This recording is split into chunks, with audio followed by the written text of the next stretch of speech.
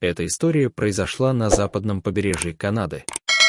Одним ранним июльским утром 2015 года, когда Эрик Кин и его команда плыли на корабле у побережья Британской Колумбии, он услышал странный шум. Эрик, исследователь китов, и проводил исследования полосатиков в этом районе на своем корабле. Рыдающие крики раздавались с берега скал Эндрю, с большого мыса. Молодая касатка, очевидно, была в беде и застряла между острыми скалами, торчащими из воды. По словам Джейни Рэй и Хермана Мутера из «Спасем наше море», примерно в 7 часов 30 минут утра Эрик позвонил в местную экологическую группу «Китовый мыс», чтобы рассказать им о своей находке. На основании описания Эрика, специалисты по касаткам поняли, что должно было произойти. Группы касаток в этом районе часто объединяются, чтобы охотиться на тюленей и кормиться ими. Некоторые касатки преследовали тюленей к берегу, в то время как другие терпеливо ждали, чтобы устроить ловушку. Молодая самка касатки, должно быть, неправильно рассчитала свое положение и попала во всемелеющую воду по мере отлива, пока не оказалась в безвыходной ситуации. Она закричала, прося о помощи, и, очевидно, была напугана. Эрик был хорошо знаком с Джейни и Херманом и часто тесно сотрудничал с ними в своих исследованиях. Они возвращались на свою базу из Хартли-Бэй, когда он предупредил их о бедственном положении молодой касатки.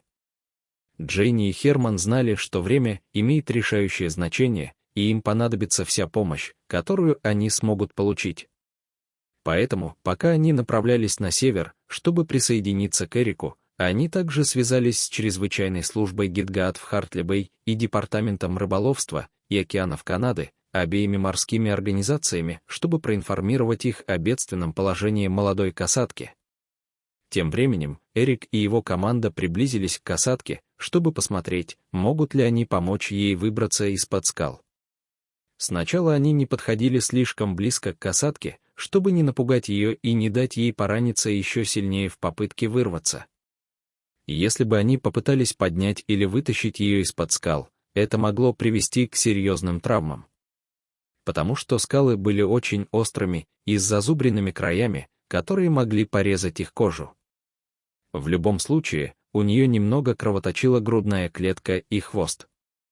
По прибытии Джейни и Хермана, Эрик узнал, что Джон Форд и Пол Коттрелл из ДФО дали инструкции по спутниковому телефону держать касатку в прохладе и сырости, пока прилив не поднимется снова. Тогда она сможет освободиться. Однако прилив не поднимется еще 8 часов. И так начался марафон спасения. По мере приближения людей касатка, очевидно, была смущена и напугана тем, каковы могут быть их намерения.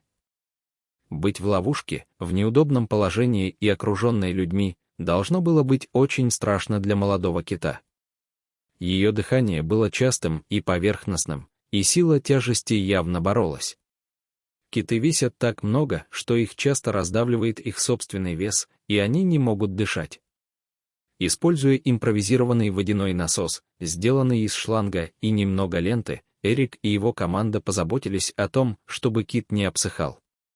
Кроме того, все спасатели намочили простыни в морской воде и аккуратно уложили их вдоль тела касатки. Работая, спасатели заметили, что крики касатки становились все тише, а дыхание — медленнее. Похоже, люди завоевали доверие касатки, потому что именно они утешали ее, в то время как ее собственная семья могла только оставаться поблизости в воде и звать ее. Спасатели по очереди качали морскую воду на молодую касатку, заменяя покрывающие ее простыни на только что смоченные в более холодной воде. Они видели, как высыхает спинной плавник касатки, поэтому они использовали подушку с корабля Эрика, чтобы смочить плавник. К счастью, погода была серой и пасмурной на протяжении всего утра. Но когда солнце достигло зенита в полдень, облачный покров раскрылся, и наступила дневная жара. Эти погодные условия были критическими и представляли большую опасность для животного. Все работали, не покладая рук, чтобы держать касатку в прохладе и влажности. Люди заботились о ките, как о лихорадящем, меняя сухие теплые одеяла на более свежие и влажные. Спасатели не могли не думать, насколько плохо все могло бы обернуться для молодой самки-касатки, если бы Эрик не услышал ее крики. До этого момента спасатели не клали ничего на голову касатки, чтобы не довести ее до паники. Если бы ее зрение внезапно исчезло, это могло встревожить ее.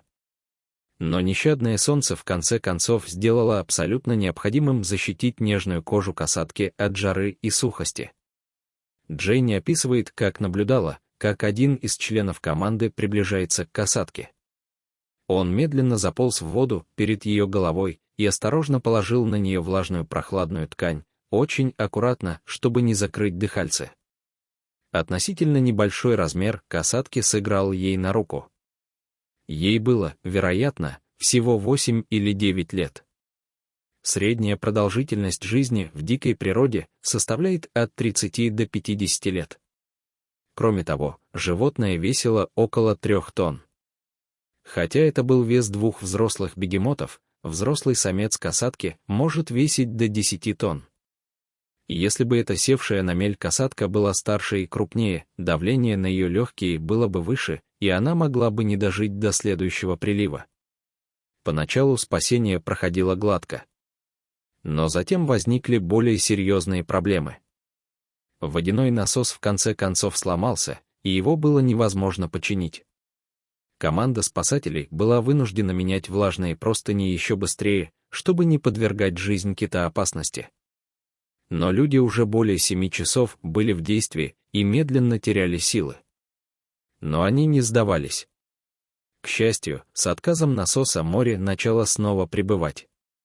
После 8 изнурительных часов прилив поднялся достаточно высоко, чтобы спасатели смогли приступить к спасению молодой касатки. Они убрали простыни с ее тела и головы и подушку с ее спинного плавника. Команда знала, что настало время для касатки сделать то, над чем они работали, выплыть из своей скалистой тюрьмы в одиночку. Они не хотели, чтобы их присутствие побудило ее попытаться сделать это слишком рано и пораниться еще сильнее. Поэтому они отошли и поднялись на близлежащую скалу, чтобы наблюдать за событием оттуда.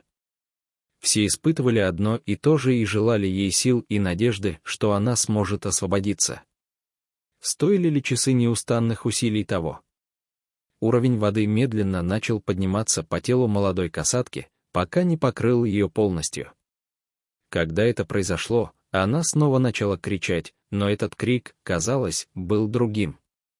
Возможно, это было от волнения, что скоро она сможет освободиться. И все же она лежала там, время от времени поднимая хвост, но не делая никаких движений, чтобы поплыть. Ее спасатели начинали беспокоиться.